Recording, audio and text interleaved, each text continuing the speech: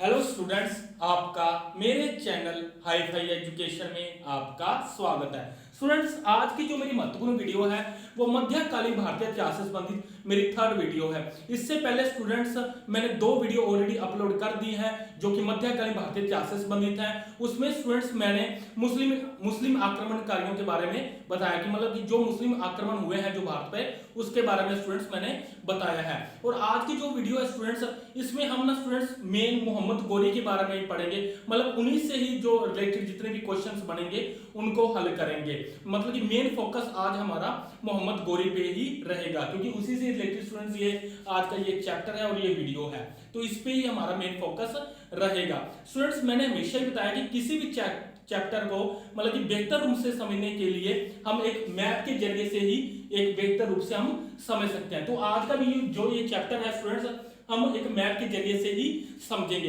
इसके अलावा स्टूडेंट्स इसको और अच्छे से समझने के लिए प्लीज एक बार जाके जो मेरी मध्यकालीन भारतीय इतिहास से संबंधित जो मैंने दो वीडियो ऑलरेडी अपलोड कर दी हैं उसको एक बार जाके जरूर देख लीजिए, जो कि मुस्लिम आक्रमण से ही संबंधित है जो कि भारत पर हुए थे। उसके बाद जब आप ये वीडियो देखेंगे तो आपको और अच्छे से समझ आएगा, तो एक बार जाके उन वीडियोस को जरूर देख लीजिए। स्टूडेंट्स, थोड़ा सा हम बैकग्राउंड पे चलते हैं तो बात करते हैं कि फर्स्ट वीडियो में हमने क्या देखा था कि भारत पर अरबों का आक्रमण, जिसमें स्टूडेंट्स हमने मोहम्मद बिन कासिम के बारे में पढ़ा था कि किस तरीके से उसने भारत पर आक्रमण किया, मतलब कि भारत पर सफल आक्रमण किया।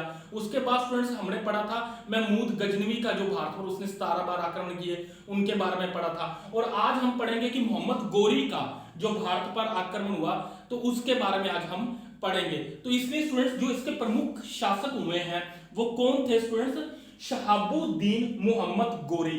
स्टूडेंट्स, शहाबुद्दीन मोहम्मद गोरी, ये मोहम्मद गोरी हैं, ये इनका पूरा नाम है शहाबुद्दीन मोहम्मद गोरी, जिनके बारे में स्टूडेंट्स आज का ये चैप्टर रहेगा। तो चलिए स्टूडेंट्स स्टार्टिंग से शुरू करते हैं। जैसे कि मैंने सबसे ऊपर लिखा है स्टूडेंट्स परिचय, तो परिचय से मैं आपको बात बता दूं स्टूडेंट्स कि भारत की अफगानिस्तान सीमा क्षेत्र जो था, भारत का अफगानिस्तान सीमा क्षेत्र, उसी क्षेत्र में ना स्टूडेंट्स एक वंश मतलब एक साम्राज्य था, गजनी साम्राज्य। और गजनी साम्राज्य के जो आपको पता ही जो शासक कौन थे स्टूडेंट्स? महमूद गजनवी। तो स्टूडेंट्स महमूद गजनवी ने भारत पर आक्रमण किया। कितनी बार आक्रमण किया था स्टूडेंट्स? 17 बार उसने आक्रमण किया।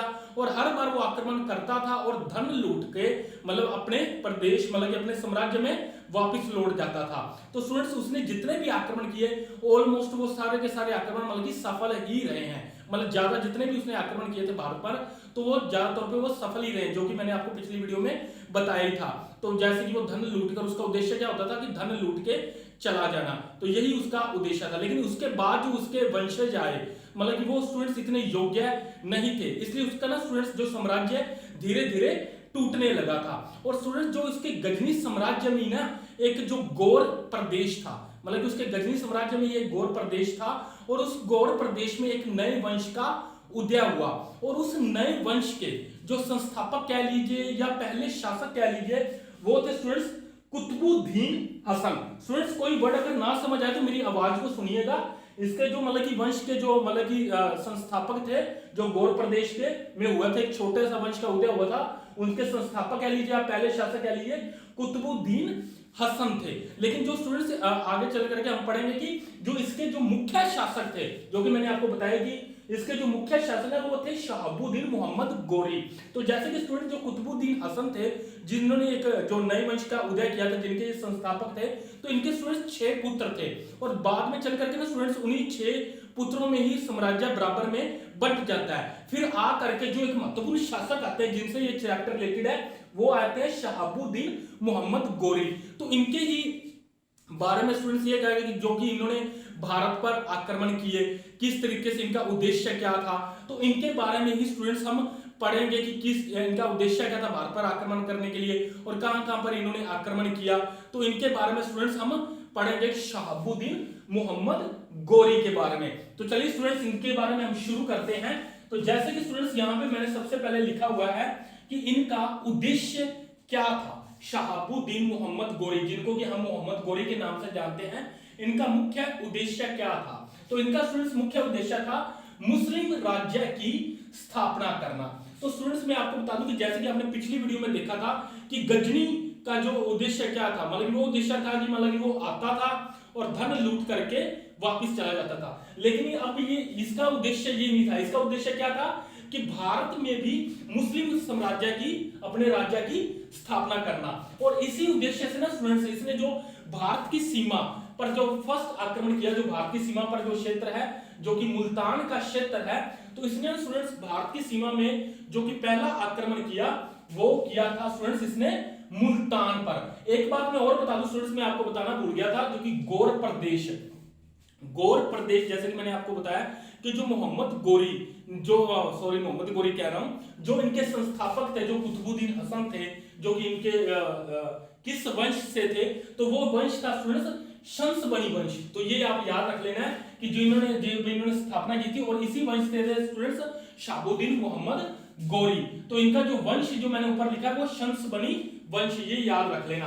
तो जैसे कि मैं आपको बता रहा हूं स्टूडेंट्स, जो इन्होंने पहला आक्रमण किया था, प्रथम आक्रमण 1175 ईस्वी में मुल्तान पर इन्होंने फर्स्ट आक्रमण किया था। और इनको पहले ही आक्रमण में स्टूडेंट्स इनको विजय प्राप्त हो गई थी। मतलब कि जैसे कहते हैं ना कि अगर किसी को फर्स्ट विजय प्राप्त हो जाए, मतलब किसी काम में कोई जीत मिल जाए, तो उसका हौसला और बढ़ जाता है। तो इसी उद्देश्य से स्टूडेंट जब इसने 1175 ईस्वी में जो भारत की सीमा पर, जो मुल्तान पर जब फर्स्ट आक्रमण किया था, जो पहला आक्रमण किया, तो इसको विजय मिल गई। अब ये स्टूडेंट्स भारत पे, मतलब कि अन्य क्षेत्रों पे भी ना विजय करके वहां पे अपना अधिकार जमाने की सोचने लगा था, क्योंकि इसको पहले ही आक्रमण में विजय प्राप्त हो गई थी, जो कि भारत की सीमा पर जो क्षेत्र था, मुल्तान के क्षेत्र पे इनको विजय प्राप्त हो गई थी। अब इसका स्टूडेंट्स क्या दिमाग था, इसका ध्यान क्या था कि मेरे को ना भारत के जो मध्य में स्थित है, जो कन्नौज का जो क्षेत्र है, जो मतलब कन्नौज राज्य है, मेरे को इसको, मतलब जो कन्नौज का जो क्षेत्र है, इसको विजिट करना है, क्योंकि ये भारत के मध्य में स्थित है। अगर मैंने इसको जीत लिया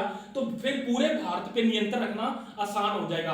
तो इसका जो मुख्य बिंदु, मतलब कि जो इसका रहा ना, जो मेन किस पे सबसे, मतलब कि कहां पे अधिकार करना है, वो था कन्नौज। क्योंकि ये कहता था कि अगर मध्य भाग को ही मैंने जीत लिया तो भारत के अन्य भागों को जीतना मेरे लिए आसान हो जाएगा, सभी पे नियंत्रण रखना आसान हो जाएगा। तो इसका मुख्य फोकस था कन्नौज पे करना। तो इसलिए स्टूडेंट्स इसने भारत पे जो, मतलब कि उसके बाद जो आक्रमण किया, मतलब कि कन्नौज को जीत कर, मतलब विजय करने के लिए उसने जो आक्रमण फिर किया जो भारत के अंदर, तो वो जो आक्रमण उसने कहां पे किया था, फिर यहाँ पे मैंने लिखा गुजरात पर आक्रमण 1178 ईस्वी में। लेकिन इसको देखने से पहले स्टूडेंट्स मैं आपको एक और बात बता दूं कि जब इससे पहले ये तो था कि इसको कन्नौज को जीतना था, लेकिन हम ये भी देख लेते हैं कि उस समय पे जो भारत में कंडीशंस क्या थे, मतलब कि भारत में कौन कौन से वंश राज कर रहे थे। तो स्टूडेंट्स जैसे कि मैंने आपको बताया कि भारत के जो मध्यस्थ में कन्नौज, जो कि गढ़वाल क्षेत्र में जयचंद का राज था। तो कन्नौज में जो ये राजपूत वंश थे, तो जयचंद का वहां का राजा था जो कन्नौज का। और यहाँ पे स्टूडेंट्स, यहाँ पे जो गुजरात में जो था चालुक्य वंश का शासक था, और उनके जो मतलब राज कौन कर रहे थे, भीमद्वितीय, जिनको की मूलराज द्वितीय भी कहा जाता है, और उनकी माता, जो उनकी विधवा मां थी, नाइक देवी के मतलब की नेतृत्व में, मतलब कि उनकी काफी योग्य थी, तो उनके नेतृत्व में ये चालुक्य वंश शासन कर रहा था गुजरात में। और यहाँ पे स्टूडेंट्स अजमेर और दिल्ली में चौहान वंश, अजमेर और दिल्ली में चौहान वंश का शासक था। और अन्य भारत के अन्य भागों में भी स्टूडेंट्स राजपूत वंशों और अन्य शासकों का, मतलब कि अन्य जो हिंदू राजा थे या कह लीजिए उनका शासन था।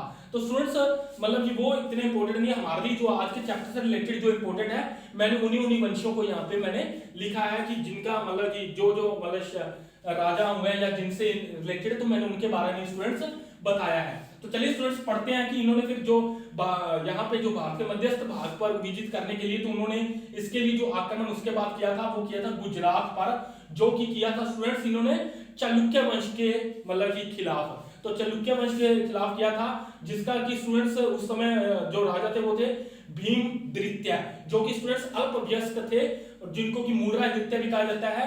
और किनके नेतृत्व में कर रहे थे, मतलब कि जो एक योग्य, किनकी योग्यता मतलब कि उनको साथ में मिली हुई थी, तो उनकी योग्यता मिली हुई थी उनकी माता नाइक देवी की। तो स्टूडेंट्स जैसे इसने मतलब कि आक्रमण किया, तो ये जो युद्ध हुआ था ना स्टूडेंट्स, ये हुआ था मतलब कि अपना क्या कहते हैं कि गुजरात के शासक के विरुद्ध हुआ था। माउंट आबू का जो क्षेत्र था स्टूडेंट्स, माउंट आबू के क्षेत्र में मतलब ये युद्ध हुआ था। और इस युद्ध में ना स्टूडेंट्स मोहम्मद गोरे की पराजय हुई थी। तो मोहम्मद गोरे की भारत में प्रथम हार हुई थी, वो कहां पे, चालुक्य वंश के खिलाफ में, जो माउंट आबू के क्षेत्र में हुआ था। और इसमें स्टूडेंट्स मोहम्मद गोरे की हार हो गई थी। तो इस हार से ना स्टूडेंट्स मतलब इसने मतलब कि सीखा, मतलब घबराया नहीं, इस हार से सीखा। तो इसने ना स्टूडेंट्स अपने आप को और मजबूत किया। और इसके साथ ना स्टूडेंट्स अब इसने क्या किया, भारत पर प्रथम तराइन युद्ध, उसके बाद स्टूडेंट्स इसने युद्ध किनके खिलाफ किया था, चौहान वंश के खिलाफ। तो इसने ना स्टूडेंट्स अब इनके खिलाफ किया, चौहान वंश के खिलाफ। अब यहाँ पे स्टूडेंट्स मैं आपको बता दूं एक कहानी कि अजमेर और दिल्ली दोनों में ही स्टूडेंट्स मतलब कि चौहान वंश का शासन था। तो ये क्या है, मैं आपको एक कहानी बता दूं कि स्टूडेंट्स जो मतलब कि पृथ्वीराज तृतीय, मैं आपको एक बात बता दूं कि स्टूडेंट्स पृथ्वीराज तृतीय को ही पृथ्वीराज चौहान कहा जाता है। तो ये आप याद रख लेना, पृथ्वीराज तृतीय ही पृथ्वीराज चौहान थे। तो स्टूडेंट्स जो पृथ्वीराज चौहान के जो पिता थे, उनका विवाह दिल्ली के जो तोमर वंश, जो तोमर, दिल्ली में जो तोमर वंश का जो शासन था, तो इनके जो मतलब कि पृथ्वीराज चौहान के जो पिता थे, उन्होंने दिल्ली के जो शासक थे, उनका नाम है स्टूडेंट्स अनंग देव की पुत्री के साथ उन्होंने विवाह कर लिया था। अनंग देव की पुत्री के साथ स्टूडेंट्स इनका विवाह हुआ था। तो जैसे कि स्टूडेंट्स इनका ना कोई मतलब कि क्या कहते थे, इनको कोई पुत्र नहीं था, तो इसलिए ना स्टूडेंट्स इन्होंने अपने नवासे मतलब कि जो इनके नाना लगे पृथ्वीराज चौहान के, तो इन्होंने अपने नवासे को ही अपना शासन दे दिया था। इसलिए स्टूडेंट्स अजमेर से लेकर के दिल्ली तक चौहान वंश का शासन था, मतलब कि पृथ्वीराज चौहान का शासन था, जिनको कि पृथ्वीराज तृतीय कहा जाता है। तो इसलिए स्टूडेंट अजमेर से लेकर के दिल्ली तक चौहान वंश का शासन था। तो इसी से ना स्टूडेंट्स मोहम्मद गोरी ने ना फिर 1191 ईस्वी में, जो कि मोस्ट इंपोर्टेंट है, याद रखना, अक्सर क्वेश्चन में पूछा जाता है, 1191 ईस्वी में मोहम्मद गोरी ने तराइन का जो युद्ध हुआ था, जो कि चौहान वंश के खिलाफ, और इस युद्ध में ना स्टूडेंट्स पृथ्वीराज की जीत और गोरी की हार। तो इस युद्ध में ना स्टूडेंट्स पृथ्वीराज की जीत हो गई थी और गोरी की हार, बल्कि गोरी पराजित हुआ था।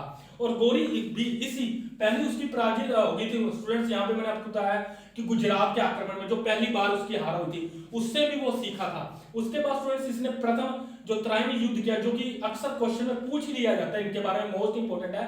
तो यह फिर इनकी तराइन के युद्ध में मतलब कि इनकी हार हो गई थी, पृथ्वीराज की जीत हो गई थी।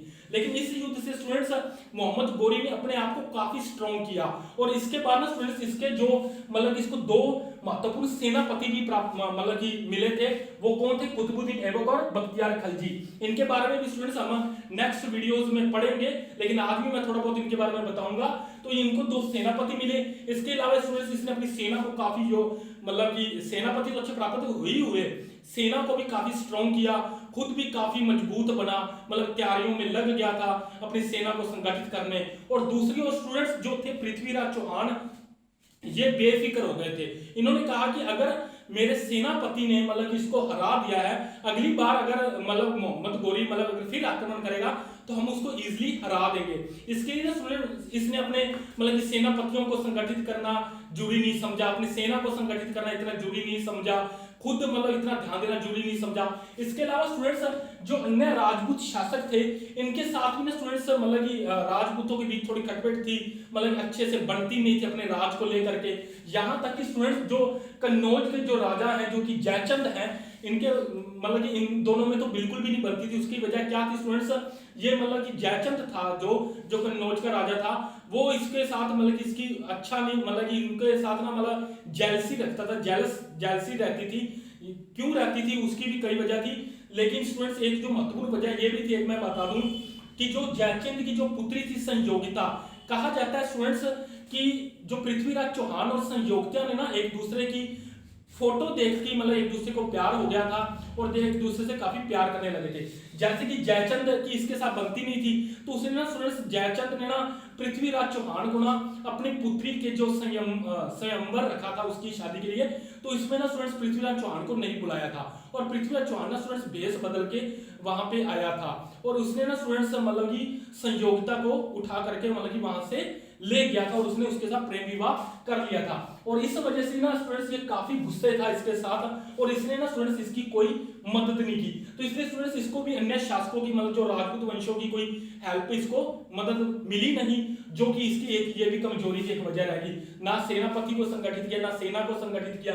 इसकी इसी वजह से इसके उलट मोहम्मद गोरी ने खुद को स्ट्रॉन्ग किया, अपनी सेना को स्ट्रॉन्ग किया, अच्छे सेनापति ने उसे प्राप्त हो गए जो कि कुतुबुद्दीन ऐबक और बख्तियार खलजी।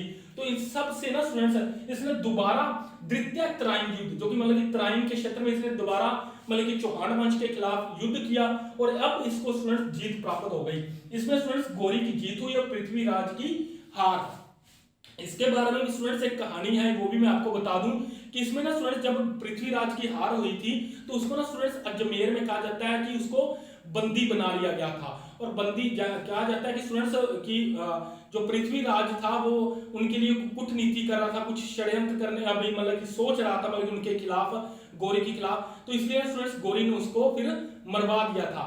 यहाँ पर एक और कहानी कही जाती है कि स्टूडेंट्स जो कि चंद बरदाई थे जो जिन्होंने पृथ्वीराज रासों की रचना की थी, तो स्टूडेंट्स उन्होंने कहा, उसमें कहा कि ये कहा जाता है कि जब पृथ्वीराज को जो मतलब कि कैद करके अफगानिस्तान में ले गए थे, तब स्टूडेंट्स को ना अफगानिस्तान में जब ले गए थे ना तो उन्होंने वहां जाकर मतलब कि उसकी ना जो पृथ्वीराज की आंखें फोड़ दी थी। लेकिन जब पृथ्वीराज को ना स्टूडेंट्स मतलब कि शब्द मतलब कि आवाज सुन के शब्द भेदन मतलब कि बाण चलाने की मतलब उनको आता था, मतलब कि इस कला में वो योग्य थे।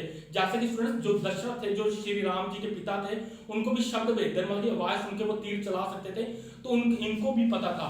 तो इसलिए ना स्टूडेंट्स इन्होंने खाली उनकी आवाज सुन के मतलब कि तीर चला दिया था और मोहम्मद गोरी को कहते हैं कि वो तीर लग गया था, वो उनकी मृत्यु हो गई थी। तो ये अलग अलग कहानियां हैं, इनके बारे में स्टूडेंट्स कुछ कह नहीं सकते, कोई अलग अलग कहानियां हैं इससे रिलेटेड, लेकिन क्वेश्चन उनसे कुछ नहीं पूछा जाएगा। सिर्फ यही मोस्ट इंपोर्टेंट पूछा जाता है कि प्रथम तराइन युद्ध कब हुआ और किनके बीच में हुआ, और द्वितीय तराइन युद्ध कब हुआ और किनके बीच हुआ, पहले युद्ध में किसकी जीत हुई और दूसरे युद्ध में किसकी जीत हुई। तो इसी के बारे में स्टूडेंट्स ज्यादा मतलब आते हैं, कुछ और नहीं पूछा जाता। आगे स्टूडेंट्स हम बात करते हैं कि इस युद्ध के बाद में ही भारत में मुस्लिम सत्ता की स्थापना हुई। तो स्टूडेंट्स मैं आपको बता दूं कि इस युद्ध के बाद में ही भारत में मुस्लिम सत्ता की स्थापना हुई थी, क्योंकि जो पहला इसने स्टूडेंट जो मतलब विजय किया था वो भारत की सीमा था, लेकिन भारत में प्रवेश का नहीं था। आगे उसने स्टूडेंट्स गुजरात में किया तो वो मतलब हार गया था। और प्रथम जब तराइन युद्ध भी हुआ तो उसमें भी हार हुई थी। जब द्वितीय तराइन युद्ध जीता तब जा करके स्टूडेंट्स जो यहाँ पे चौहान वंश का शासक था, तब जा करके स्टूडेंट्स इसकी जो मुस्लिम सत्ता इसने स्थापित यहाँ पे कर दी थी, क्योंकि इन क्षेत्रों को स्टूडेंट्स इसने जीत लिया था जो कि चौहान वंश के हाथ में था। तो जैसे कि स्टूडेंट्स इसने ही भारत में मुस्लिम सत्ता स्थापना की, क्योंकि इससे पहले स्टूडेंट जो मोहम्मद बिन कासिम है या महमूद गजनवी है वो भारत में मुस्लिम सत्ता स्थापित नहीं कर पाए थे। इसलिए जो पहला कौन था जिसने भारत में मुस्लिम सत्ता स्थापित की थी वो था मोहम्मद गोरी।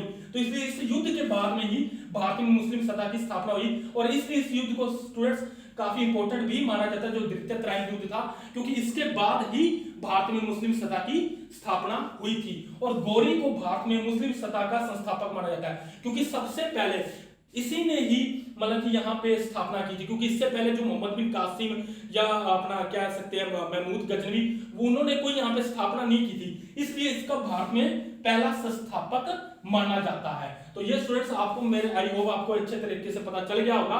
तो चलिए स्टूडेंट्स हम आगे पढ़ते हैं, जो कि लिखा हुआ है स्टूडेंट्स मैंने यहाँ पे चंदावर का युद्ध, जो कि 1194 ईस्वी में, जिसमें गोरी की जीत और जयचंद की हार। तो ये क्या था स्टूडेंट्स, आपको पहले फिर मैं दोबारा बता दूं अगर ना समझ में आ रहा हो। चंदावर का युद्ध 1194 ईस्वी में, जिसमें गोरी की जीत और जयचंद की हार। तो स्टूडेंट्स जो ये थे जो जयचंद थे, जो कि कन्नौज के जो राजा थे गढ़वाल क्षेत्र से। तो स्टूडेंट्स जैसे कि इन्होंने चौहान वंश की हेल्प नहीं की, तो स्टूडेंट्स ये भी फिर मतलब कि इनको मतलब कि इनकी हेल्प नहीं की तो इनको फिर हेल्प मिलनी कहां से, क्योंकि उनके वंश के था मतलब कि क्या होता है अंत ही कर दिया था मतलब कि इनको।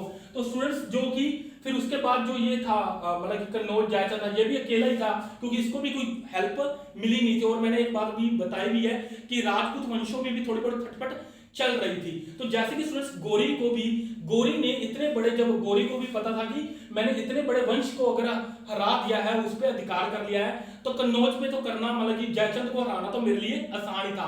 इसी तरीके से उसे मतलब कि अपनी जो कहते हैं ना कि उसकी अंदर की जो मोटिवेट इतना हो चुका था कि इतने बड़े मैंने राज्य को मतलब इतने बड़े वंश को हरा दिया, तो इसको तो हराना आसान ही बात है। इसी तरीके से स्टूडेंट्स इसमें भी गोरी की जीत हुई और जयचंद की हार, क्योंकि इसने उसकी उस समय पे हेल्प नहीं की थी। तो चलिए स्टूडेंट्स इसको एक बार रिकॉल कर लेते हैं। एक बार जैसे कि मैं छोड़ गया था, मैं फिर आपको दोबारा बता दूंगा कि जो परिचय में कुतुबुद्दीन हसन थे, जो कि शंसबनी वंश था इनका। ये आप याद रखना, जो कि मैंने बात भूल गया था कि गौड़ प्रदेश में एक नए वंश का उदय हुआ था, जो कि गजनी साम्राज्य का जो एक छोटा क्षेत्र था गौड़ प्रदेश, और गौड़ प्रदेश में एक छोटे से वंश का उदय हुआ था, और वो वंश क्या था? शंसबनी वंश। ये मैं बात आपको बताना भूल गया था, हालांकि मैंने थोड़ा सा बता दिया था। तो इनके परिचय में पढ़ा जो कि इनके संस्थापक है कुतुबुद्दीन हसन, लेकिन जो इसके मेन जो संस्थापक हुए हैं, मेन कह रहा हूं कि जो मुख्य शासक हुए हैं वो है शहाबुद्दीन मोहम्मद गौरी, जिनसे रिलेटेड आज की सारी वीडियो है। उद्देश्य क्या था स्टूडेंट्स? मुस्लिम राज्य की स्थापना करना। इससे पहले जितने भी राजा हुए उनका ये उद्देश्य नहीं था, लेकिन इसका जो मुख्य उद्देश्य क्या था कि भारत में अपनी सत्ता की स्थापना करना। तो इसलिए स्टूडेंट्स इसका था मुस्लिम राज्य की स्थापना करना। प्रथम आक्रमण स्टूडेंट्स ने 1175 ईस्वी में मुल्तान पर किया, जिसको कि स्टूडेंट्स इसने जीत लिया था।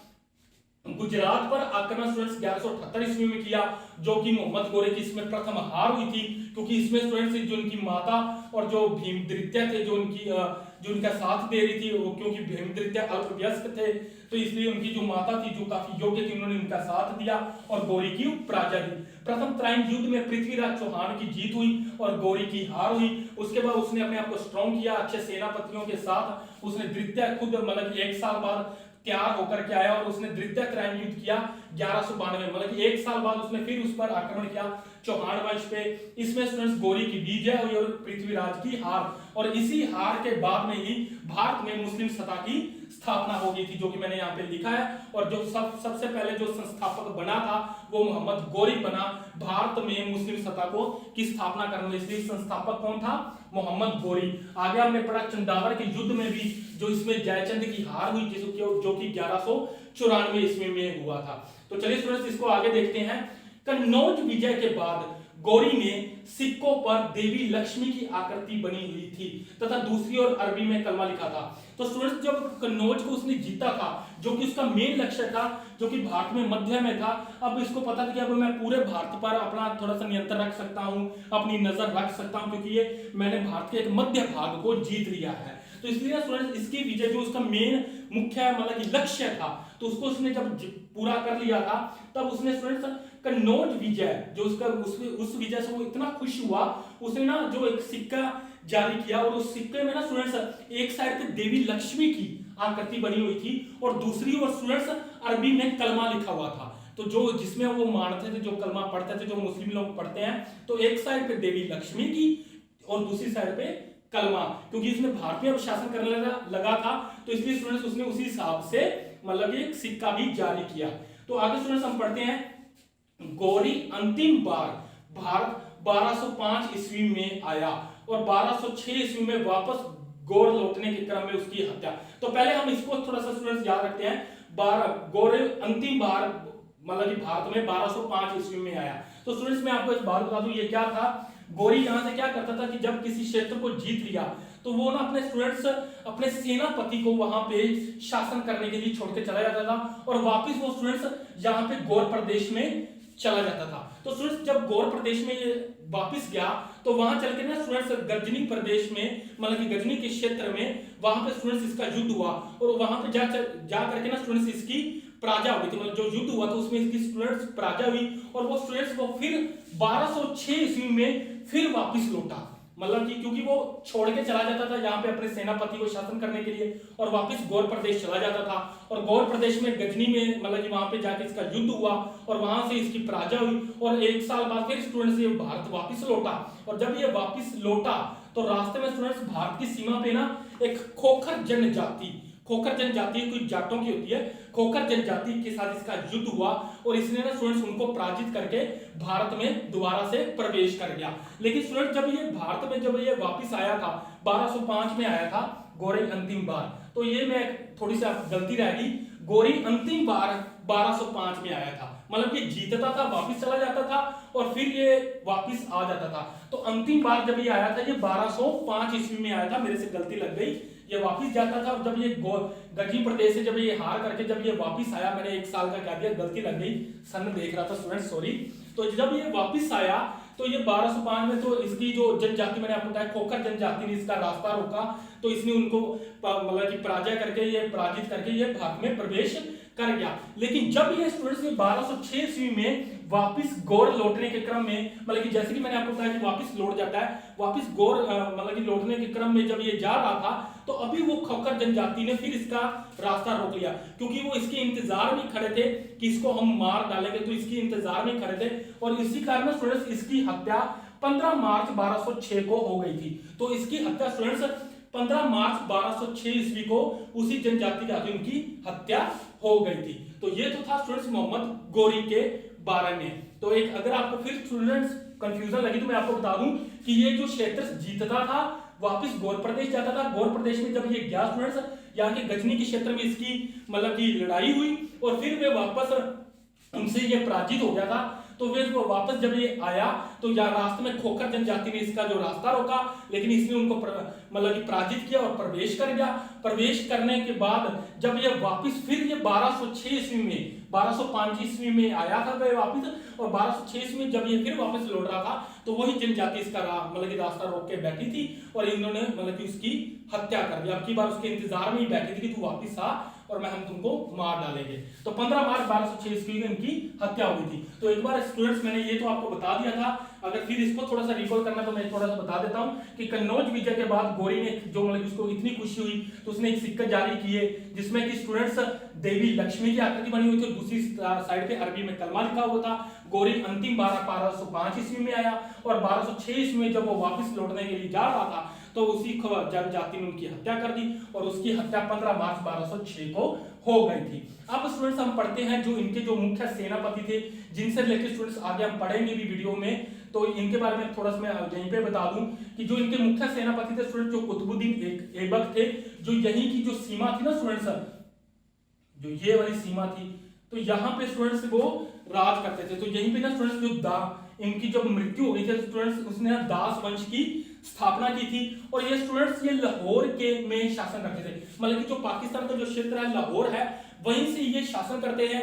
और आगे चल के हम पढ़ेंगे जब इल्तुतमिश के बारे में, और इल्तुतमिश था जिसने अपनी दिल्ली को अपनी स्टूडेंट्स राजधानी बनाया था और दिल्ली में जिसने शासन किया था। तो ये लाहौर से शासन करते थे और इल्तुतमिश आगे हम पढ़ेंगे तो दिल्ली से शासन करते हैं। तो इसने ना स्टूडेंट्स दास वंश की कह लीजिए, मामलुक वंश कह लीजिए, दास वंश या गुलाम वंश, मतलब कि जिसकी स्थापना किसने की थी, कुतुबुद्दीन ऐबक ने, जो कि मोहम्मद गोरी का सेनापति था। तो इसने दास वंश की स्थापना की थी जो कि हम अगली वीडियो में पढ़ेंगे और जो कि लाहौर से शासन करता था, जो कि पाकिस्तान के क्षेत्र लाहौर से शासन ये करता था। आगे स्टूडेंट्स हम पढ़ते हैं बख्तियार खिलजी के बारे में, तो जो कि इनके जो दूसरा मुख्य सेनापति खिलजी। तो स्टूडेंट्स इसने ना बिहार बंगाल पर विजय, तो स्टूडेंट्स जो ये है ना क्षेत्र बिहार का और बंगाल का, तो स्टूडेंट्स इसने ना बिहार बंगाल पर विजय किया। इसने स्टूडेंट्स मतलब कि कुतुबुद्दीन ऐबक कह लीजिए, मोहम्मद गोरी, किसी ने भी नहीं सोचा कि हमने बंगाल बिहार, मतलब कि किसी के मन में ख्याल भी नहीं आया था। और इसने ना स्टूडेंट्स बंगाल बिहार तक मतलब कि अपनी सेना को ले जाने की सोची और यहाँ पे भी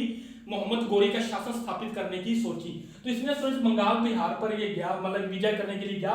तो उसने जाकर के क्या किया स्टूडेंट्स, जो कि बिहार के में जो नालंदा विश्वविद्यालय और विक्रमशिला जो विश्वविद्यालय है, जो कि प्रमुख विश्वविद्यालय हैं, जो शिक्षा के जो प्रमुख केंद्र थे, तो इसने स्टूडेंट्स उनको ध्वस्त कर दिया था, मतलब कि उनको पूरा तरह से तहस नहस कर दिया था।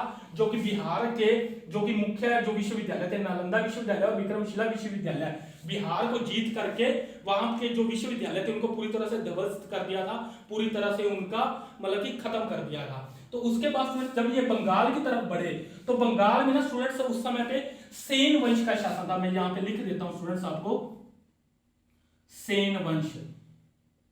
तो स्टूडेंट्स उस समय पे जो सेन वंश के जो शासक थे वो थे लक्ष्मण सेन। उस समय पे लक्ष्मण सेन का स्टूडेंट्स शासन था। तो लक्ष्मण सेन जब उनको पता चला कि बख्तियार खिलजी आ रहे हैं अपनी सेना के साथ, तो स्टूडेंट्स वो वहां पे मतलब कि उनके साथ से लड़े बिना ही वहां से भाग गया।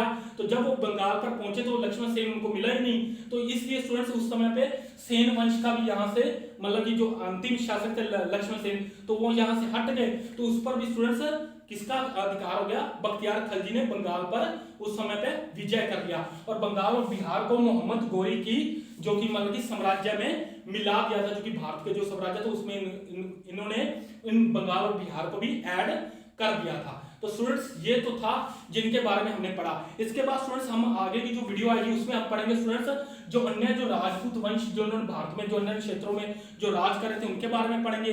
और उसके बाद स्टूडेंट्स हम पढ़ेंगे सल्तनत काल में काल के बारे में जिनमें हम देखेंगे स्टूडेंट्स जो कि दास वंश, गुलाम वंश और के बारे में जो मतलब कि पढ़ेंगे खिलजी वंश।